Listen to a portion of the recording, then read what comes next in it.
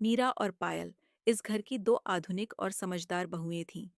दिवाली में बस एक हफ्ता बाकी था और दोनों ऑनलाइन शॉपिंग वेबसाइट पर घर के लिए सजावट का सामान देख रही थीं। दीदी, ये क्रिस्टल वाली लड़ियाँ कितनी सुंदर हैं, और ये ऑटोमेटिक दिए भी। बस बटन दबाओ और पूरा घर रोशन। पायल ने अपने टैबलेट पर दिखाते हुए कहा। हाँ पायल, बहुत खूबसूरत है। इस बार दिवाली की पार्टी शानदार होनी चाहिए। मम्मी जी ने पूरे खानदान को बुलाया है। मीरा ने अपने लैपटॉप से नजर हटाते हुए जवाब दिया। वो वर्क फ्रॉम होम में एक आईटी कंपनी में काम करती थी। तभी उनकी सास, विमला जी, हाथ में चाय का कप लिए हुए आईं। क्या हो रहा है बहू? क्या पसंद किया दिवाली के लिए? मम्मी जी, हम बस लेटेस्ट डेकोरेशन देख रहे थे। सोचा था इस बार कुछ नया करेंगे। मीरा ने मुस्कुरा कर कहा। हाँ हाँ, क्यों नहीं। और इस बार तो तुम्हारे ससुर जी को ऑफिस से मोटा बोनस भी मिला है। तुम दोनों अपने पतियों से पैसे ले लेना और जो दिल करे वो खरीदना।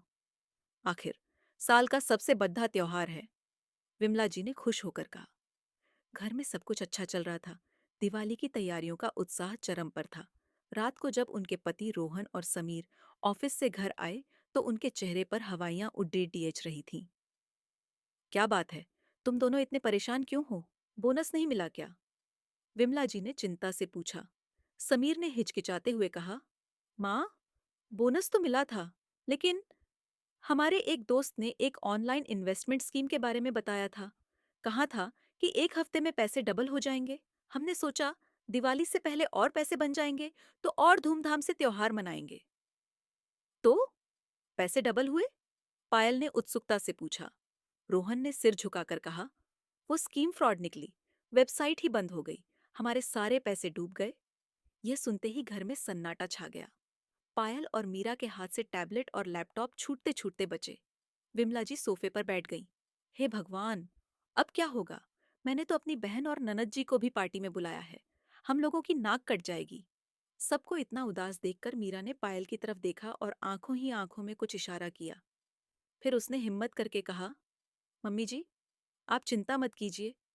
पैसे डूब गए तो क्या हुआ? हम दिवाली नहीं मनाएंगे क्या? आपकी ये डिजिटल बहुएं हैं ना, हम कोई ना कोई रास्ता निकाल ही लेंगी। हाँ मम्मी जी, पायल ने भी आत्मविश्वास से कहा। हम दिवाली मनाएंगे और ऐसी मनाएंगे कि सब याद रखेंगे। बस आप हम पर भरोसा रखिए। अब दिवाली में सिर्फ 2 दिन बचे थे। मीरा और पायल ने अपना मिशन शुरू कर दिया। मीरा ने कहा, दीदी, मैं ग्राफिक डिजाइनर हूँ। हम महंगे कार्ड क्यों खरीदें? मैं अभी सबके लिए एक सुंदर सा पर्सनलाइज्ड वीडियो इनविटेशन बनाती हूँ और व्हाट्सएप पर भेज देती हूँ। इसमें पुराने दिवाली की तस्वीरें लगाकर इसे और स्पेशल बना दूंगी। पायल, जो डीआईवाई क्राफ्ट्स में माहिर थी, बोली। और मैं यूट्यूब से देखकर घर की पुरानी साड़ियों और दुपट्टों से सुंदर सुंदर बंधनवार और एलेंटन लॉन्टर्न्स बनाऊंगी। घर में पढ़े पुराने कांच के जार को पेंट करके उनमें मोमबत्तियां लगा देंगे। ये बाहर की लाइटों से ज्यादा अच्छा लगेगा। दोनों बहनें काम पर लग गईं। मीरा ने एक खूबसूरत वीडियो इनविटेशन तैयार किया, जिसमें परिवार के हर सदस्य की तस्वीर थी और बैकग्राउंड में दिवाली का संगीत था। पायल ने अपनी सास की पुरानी बनारसी साड़ी के बॉर्डर से शानदार बंधनवार और कुशन कवर बना दिए। घर के पुराने अखबारों को गोंद से चिपकाकर और रंग कर उन्होंने इको फ्रेंडली दिए के स्टैंड बनाए। अब कपड़ों की बारी आई। पायल ने कहा, दीदी, हम हर साल नए कपड़े खरीदते हैं जो बाद में अलमारी में ही पड़े रहते हैं। क्यों ना इस बार हम मिक्स एंड मैच करें? मैं आपके लहंगे के साथ अपनी चोली पहनूंगी और आप मेरी सादी के साथ अपना डिजाइनर ब्लाउज पहनिए। देखिए कैसे नया लुक बनता है।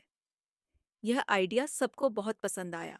उन्होंने अपनी सास विमला जी की शादी की पुरानी सिल्क की साड़ी निकाली और उसे एक नए अंदाज में पहनाया, जिसे देखकर विमला जी की पुरानी यादें ताजा हो गईं। दिवाली की शाम जब मेहमान घर आए तो वे हैरान रह गए। घर हाथ की बनी सजावट से बेहद कलात्मक और बोहन कोजी लग रहा था।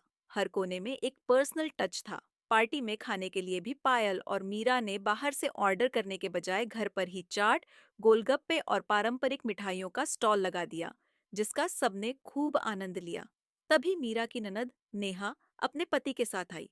उसने घर को देखकर कहा, वाह भाभी, इस बार तो आपने घर को बिल्कुल अलग और कितना प्यारा लुक दिया है। ये सारी सजावट तो किसी महंगी दुकान में भी नहीं मिलेगी। विमला जी ने गर्व से कहा, ये सब मेरी इन सुपर बहुओं का कमाल है। इन्होंने बिना पैसों के अपनी समझदारी और हुनर से ऐसी दिवाली कर दी जो हम पैसों से भी नहीं कर पाते। सच में, त्योहार का असली मतलब महंगे सामान में नहीं, बल्कि परिवार के प्यार, साथ और क्रिएटिविटी में होता है। रोहन और समीर ने अपनी पत्नियों से माफी मांगी और उन्हें धन्यवाद दिया। उन्होंने महसूस किया कि सबसे बड़ी दौलत तो उनकी समझदार और जुगाड़ू पत्नियां हैं। उस रात पूरा परिवार जब मिलकर हाथ से बनाए दिए जला रहा था, तो उनका घर किसी भी दुकान की रोशनी से ज्यादा चमक रहा था, क्योंकि वो दिए तेल से नहीं, बल्कि प्यार और एकता से जल रहे थे।